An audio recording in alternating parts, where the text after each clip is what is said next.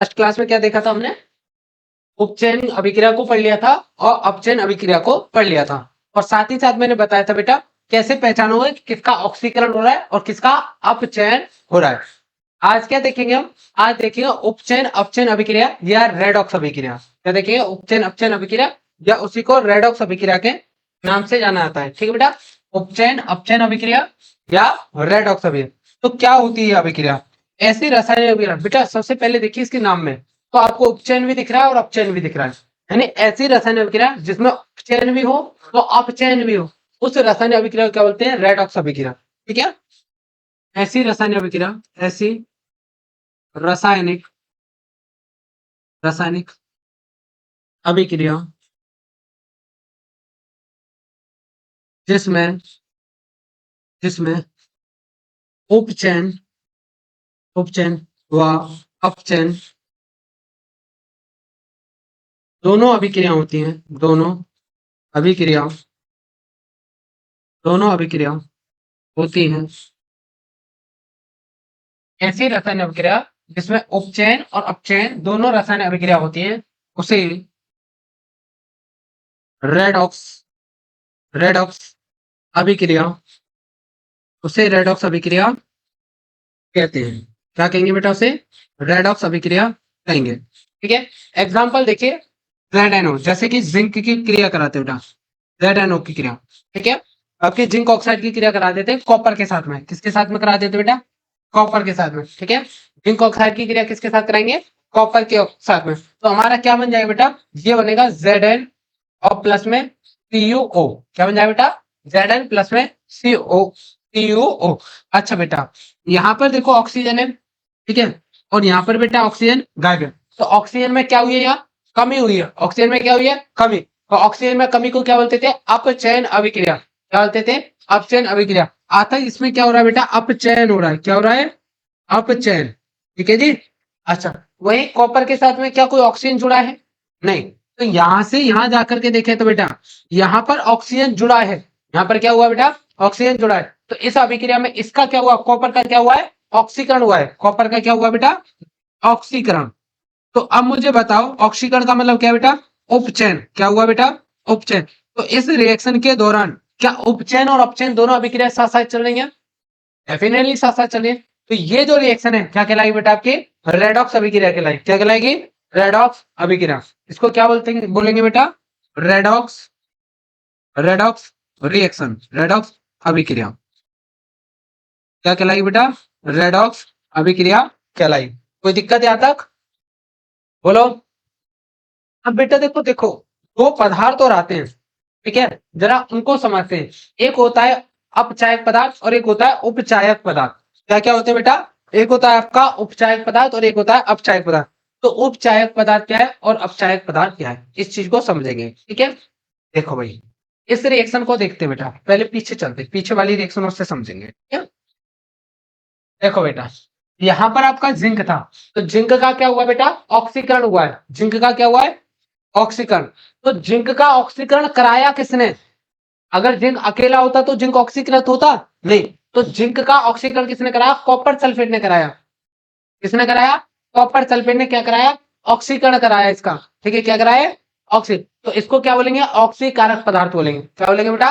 ऑक्सीकारक पदार्थ बोलेंगे। चलो पहले तुम्हें डेफिनेशन पढ़ा दें, के बाद देखेंगे।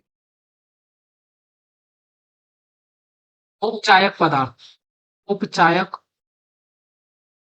या ऑक्सीकारक पदार्थ, ऑक्सीकारक पदार्थ।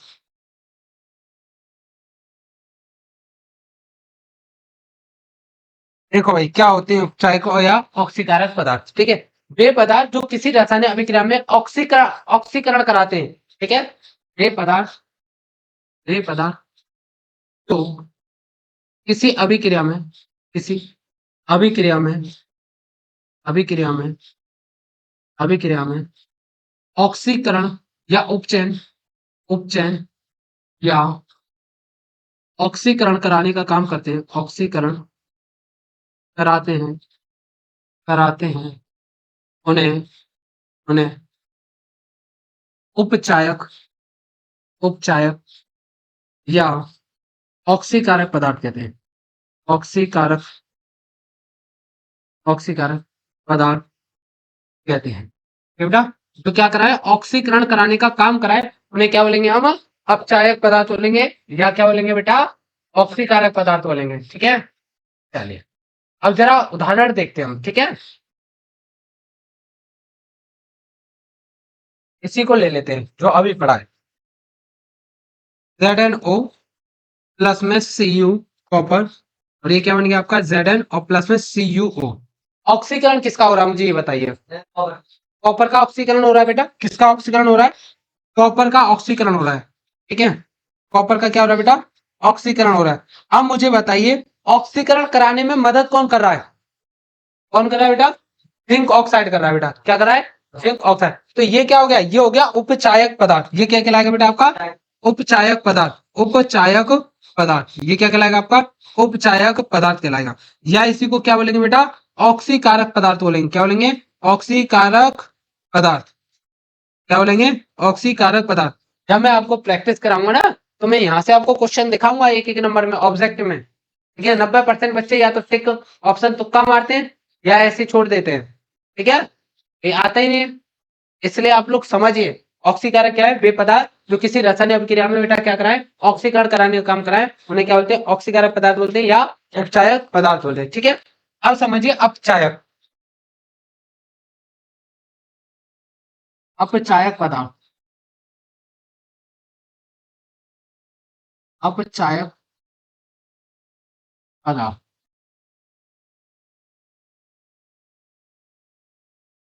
अपचायक पदार्थ क्या होते हैं, वे पदार्थ जो किसी रासायनिक अभिक्रिया में, रासायनिक अभिक्रिया में, अभिक्रिया में अपचयन कराते हैं, अपचयन कराते हैं, कराते हैं, उसे अपचायक पदार्थ कहते हैं। अपचायक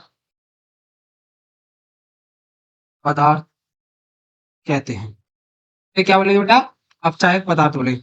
जैसे अभी वाली रिएक्शन को देखो, ZnO प्लस में कॉपर, Zn प्लस में कॉपर ऑक्साइड। ठीक है बेटा, अब मुझे बताओ यहाँ पर अपचयन किसका हो रहा है, अपचयन बताओ भाई, अपचयन किसका हो रहा है फटाफट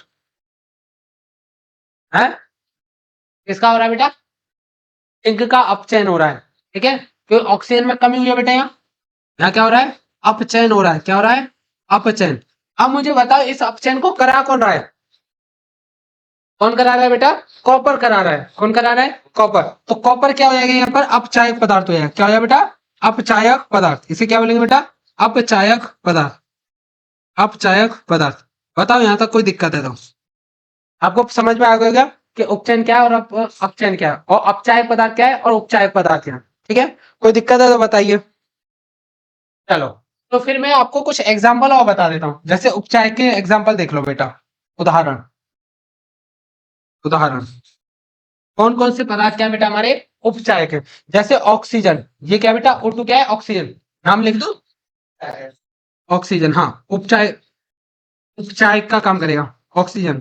ठीक है, अच्छा बेटा, ये क्या है, O3, O3 का नाम है बेटा ओजोन। क्या है, ओजोन, ओजोन।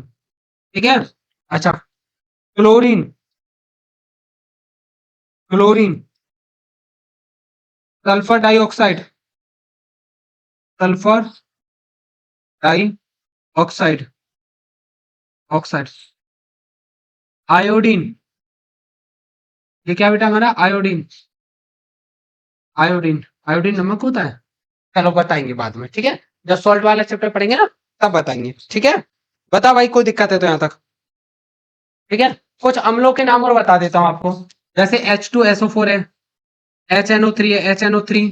ठीक है,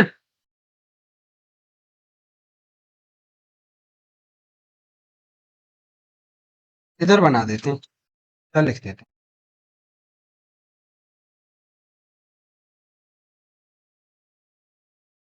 H2SO4, सल्फ्यूरिक अम्ल, सल्फ्यूरिक अम्ल। और ये क्या हमारा HNO3, नाइट्रिक अम्ल, नाइट्रिक अम्ल। ये सारे क्या हमारे उपचायक पदार्थ हैं। ये क्या हमारे सारे उपचायक पदार्थ। ठीक है, कोई दिक्कत है बेटा? याद रखना ये आपको देगा बीच बीच में, तो वहां पर हम इनको देखेंगे। क्लियर? तो भाई नीचे क्या कर रहा है? पर खड़ा हुई क्या? खड़ा खड़ा तो हो जा। तो ये डेस्क भी है, इसके ऊपर लिख के रख। ठीक है, चलो भाई। अब कुछ अपचायक पदार्थ भी बता देते हैं। ठीक है, इसके उदाहरण बता देते हैं आपको। ठीक है, उदाहरण। ठीक है, किसके उदाहरण देखने बेटा? अपचायक पदार्थ के। तो अपचायक का पहले हाइड्रोजन हो जाएगा। ठीक है, कार्बन हो जाएगा, कार्बन मोनोऑक्साइड। ये क्या बेटा? हाइड्रोजन। भाई हाइड्रोजन ही तो जुड़ता था। ये क्या बेटा? कार्बन। और इसका नाम है कार्बन मोनोऑक्साइड। क्या नाम है? Carbon monoxide. ठीक है, याद रहे सीओ क्या होता है आपका? Carbon monoxide. और CO2 क्या होता है बेटा आपका? Carbon dioxide. और एक और पदार्थ बताता हूं बेटा, O3। सर अभी तो आपने इधर बताया O3। ठीक है, और अब आप इधर आ गए बेटा। ये एक वैधर्मी ऑक्साइड की तरह काम करता है। ठीक है, तो O3 क्या बेटा? ये आपका क्या हो जाएगा? अपचायक का काम भी करता है। अपचायक, अपचायक ऑक्साइड। ठीक है, ये उपचायक ऑक्साइड भी है और अपचायक ऑक्साइड भी है। कोई दिक्कत है? बोलिए भाई, कोई दिक्कत? क्या हो गया बेटा? हाँ, ओजोन उपचयन का भी काम करेगा, उपचायक पदार्थ का भी, और अपचायक पदार्थ का भी काम करेगा। ठीक है, दोनों काम करेगा। ठीक है, चलिए देखते हैं आपकी। देखो कितनी रिएक्शन पढ़ ली हमने, एक बार नजर मार ले। दो रिएक्शन और रह गए होंगे, उत्क्रमणीय और अनुत्क्रमणीय। देख लेते हैं कौन कौन सी रिएक्शन। देखो भाई, ये सारी पढ़ ली है, ये भी पढ़ ली। अब रह गया उत्क्रमणीय और अनुत्क्रमणीय। ठीक है, चलो भाई साहब, उत्क्रमणीय क्या होती है और अनुत्क्रमणीय क्या होती है समझते हैं।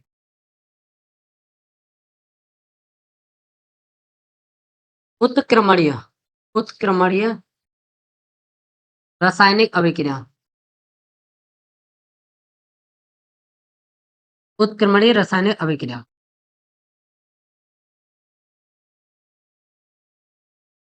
देखो बेटा, उत्क्रमणीय मतलब होता है कि वापस से लौट जाना एक तरीके का। ठीक है, ऐसी रासायनिक अभिक्रिया जो दोनों दिशाओं में हो जाए। मतलब सर, यानी मान लो ए पदार्थ ए से बी बना और बी से वापस से ए बन जाए, तो उस अभिक्रिया को क्या बोलते हैं? उत्क्रमणीय अभिक्रिया, यानी दोनों दिशाओं में चलती है। ठीक है, एग्जाम्पल अभी आपको दिखाएंगे। ऐसी ऐसी रासायनिक अभिक्रिया, रासायनिक अभिक्रिया जो दोनों दिशाओं में, दोनों दिशाओं में, दोनों दिशाओं में चलती है, चलती है, उसे उत्क्रमणीय, उत्क्रमणीय, उत्क्रमणीय अभिक्रिया से उत्क्रमणीय अभिक्रिया कहते हैं। उसे क्या बोलेंगे बेटा? उत्क्रमणीय अभिक्रिया कहेंगे। सर जैसे बेटा वाटर है, H2 + O2। ठीक है, इससे क्या बन जाएगा? वाटर बन जाएगा। क्या बन जाएगा? वाटर बन जाएगा, H2O। ठीक है, और सुनो बेटा, इस H2O से ये जो वाटर है, ठीक है, इस वाटर से वापस से हाइड्रोजन और ऑक्सीजन भी प्राप्त किया जा सकते हैं।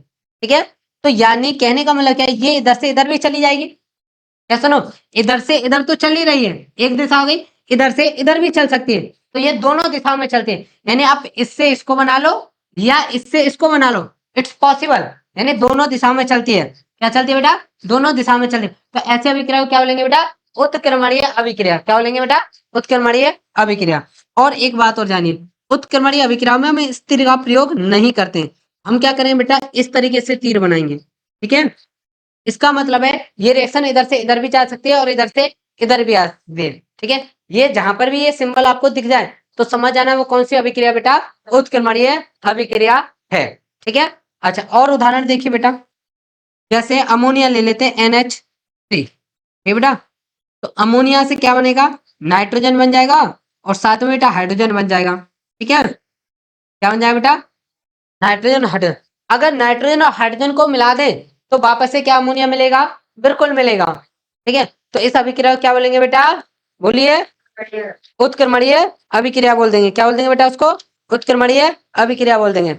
अच्छा एक और उदाहरण समझो, कैल्शियम कार्बोनेट, इसको बेटा हीट करें तो हीट करेंगे तो क्या बन जाएगा CaO और CO2, ठीक है, क्या बन जाएगा बेटा CO CO2, और इन दोनों का रिएक्शन करा दें तो क्या मिल जाएगा वापस से कैल्शियम कार्बोनेट। तो क्या ये अभिक्रिया दोनों दिशा में हो रही है बेटा, तो इसे क्या बोलेंगे उत्क्रमणीय अभिक्रिया। क्या कोई दिक्कत है, चले अब समझिए अनुत्क्रमणीय अभिक्रिया, कौन सी समझेंगे बेटा अनुत्क्रमणीय अभिक्रिया।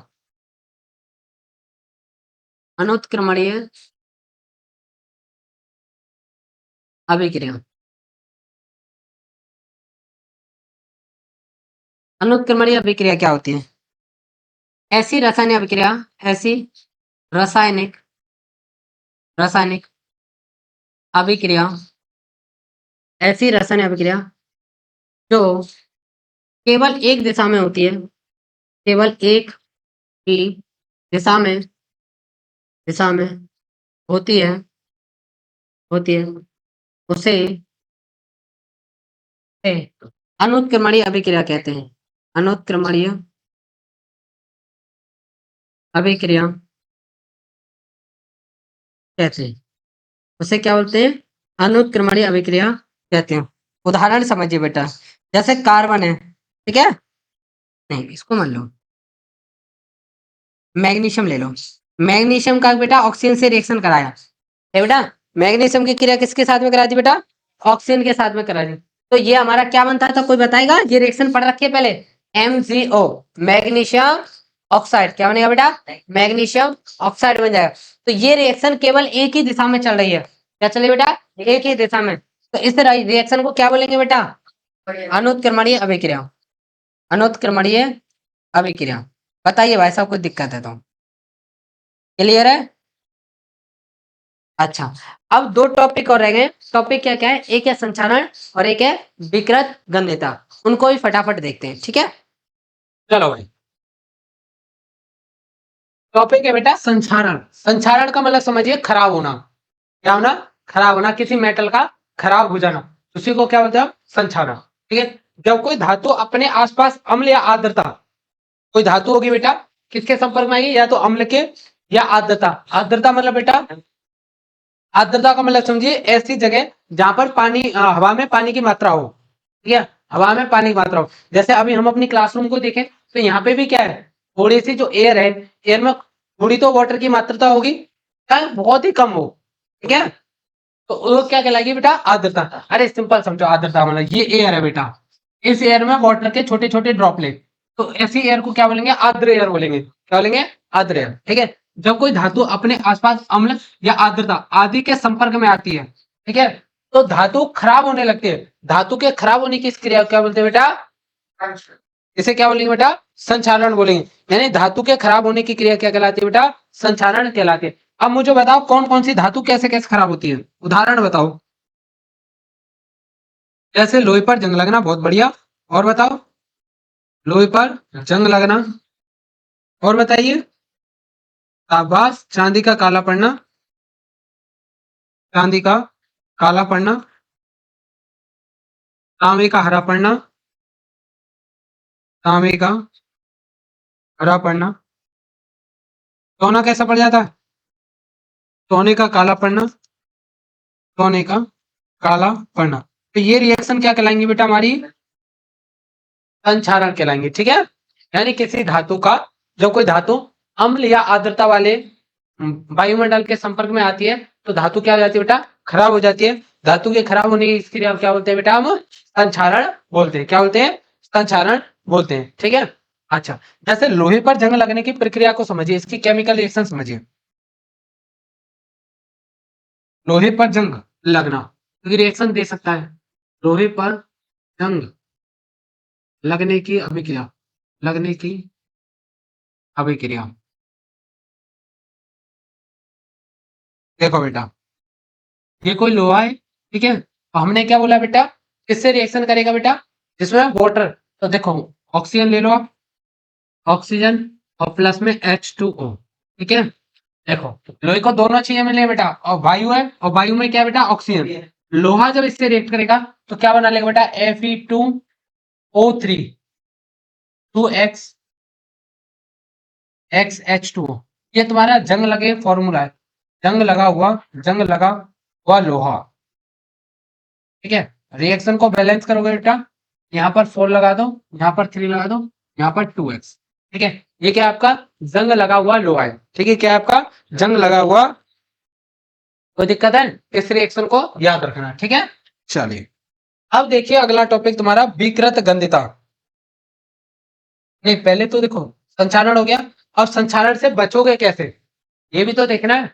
तो मुझे ये बताइए आप कैसे बचोगे संचारण से, यानी किसी धातु को खराब होने से बचाने के लिए आप क्या करते हो, पेंट कर देते हो, राइट। और चलो मैं बताता हूँ एक एक करके। देखो बेटा, धातुओं पर पेंट करके संचालन की क्रिया को रोका जा सकता है। जैसे लोहे पर हम अक्सर पेंट कर देते हैं, क्यों कर देते हैं बेटा, ताकि वो धातु खराब ना हो, संचारित ना हो। धातुओं पर तेल तथा स्नेह, स्नेह मतलब चिकने पदार्थ, ठीक है, लगा करके। अच्छा, किसी अन्य धातु की परत चढ़ाकर जो वायुमंडल से क्रिया ना करे, ठीक है, इस क्रिया को भी रोका जा सकता है। जैसे तुम्हारी लोहे की जो रेम होती है बेटा, उसके ऊपर ही एक मेटल चढ़ा दी जाती है, और उस मेटल को चढ़ाने से क्या होता है, वो वायुमंडल से रिएक्शन नहीं करती है, या ना के बराबर करती है, जिससे आपकी लोहे की जो रिम रहती है वो ज्यादा समय तक खराब नहीं रहती है। कोई दिक्कत, चलिए आगे देखिए विकृत गंधिता। विकृत गंधिता मतलब है कि भोजन का खराब होना। ठीक है, अब भोजन में क्या होता है बेटा, बसा। जब तेल तथा बसा युक्त खाद्य पदार्थ अपचयित या खराब हो जाते हैं, ठीक है, क्या हो जाए बेटा, या तो ऑक्सीकरण हो जाए या क्या हो, खराब हो, तो इस क्रिया को क्या बोलते हैं बेटा, विकृत गंधिता बोलते हैं। क्या बोलेंगे इसको, विकृत गंधिता। ठीक है, चलो जैसे भोजन का खराब होना। अब मुझे बताइए आप विकृत गंधिता को कैसे रोकेंगे। भाई भोजन को खराब होने से बचाने के लिए क्या करते हो, कुछ भोजन को आप फ्रिज में रख सकते हो, ठीक है, और कुछ पदार्थ ऐसे होते हैं जिनको डब्बे में पैक रखना पड़ता है। ठीक है, तो देखिए खाद्य पदार्थों को वायुरोधी पात्रों में रखकर, ठीक है, क्या करोगे बेटा, वायुरोधी पात्रों में रखकर, ठीक है, यानी ऐसे पात्र जिनमें से वायु पास ना हो, यानी डब्बे में बंद करके रखोगे। क्या करोगे, डब्बे में बंद करके। ठीक है, अच्छा, ऐसे पदार्थ जो निम्न ताप पर पके हो, यानी लो टेम्परेचर में पके हो, उन्हें आप क्या कर सकते हो, फ्रिज में रख सकते हो। प्रतिशीतलक यंत्र मतलब होता है बेटा फ्रिज, उन्हें कहा रख सकते हो बेटा, फ्रिज में, उन्हें बचाने के लिए। अच्छा, खाद्य पदार्थों को सूर्य के प्रकाश के से सीधे बचाना चाहिए, सूर्य के प्रकाश में नहीं आना चाहिए। ठीक है, अच्छा और समझिए, ये क्वेश्चन पूछ सकता है आपसे। चिप्स आदि को, चिप्स आदि को, आदि को, चिप्स आदि को बंद पैकेट में, बंद पैकेट, पैकेट में रखना चाहिए, रखना चाहिए। ठीक है, और आपसे एक क्वेश्चन और पूछ सकता है, देखो चिप्स, जितनी भी पैकेट, ज्यादातर पैकेट आती है बेटा, ठीक है, चिप्स के पैकेट में, पैकेट में कौन सी गैस भरी होती है, कौन सी गैस भरी होती है, नाइट्रोजन होती है। ठीक है बेटा, कौन सी होती है, नाइट्रोजन। ठीक है, क्योंकि नाइट्रोजन क्या होती है, नाइट्रोजन रिएक्शन नहीं करती है, नाइट्रोजन। कोई दिक्कत, क्लियर है भाई, बताओ कोई डाउट हो तो, है ना। चलो भाई, तो आज के लिए क्लास को यही विराम देते हैं, यहाँ से आगे कल देखेंगे।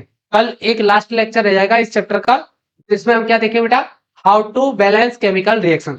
तो अभी तक आप लोग देख रहे थे ना, ये कहीं पे 2 लिख दिया, कहीं पे 3 लिख दिया, ये जो लिखा हुआ है ये कैसे लिखा हुआ है, इसको हम अगले लेक्चर में डील करेंगे। ठीक है, चलिए आप लोग नोट डाउन कीजिए।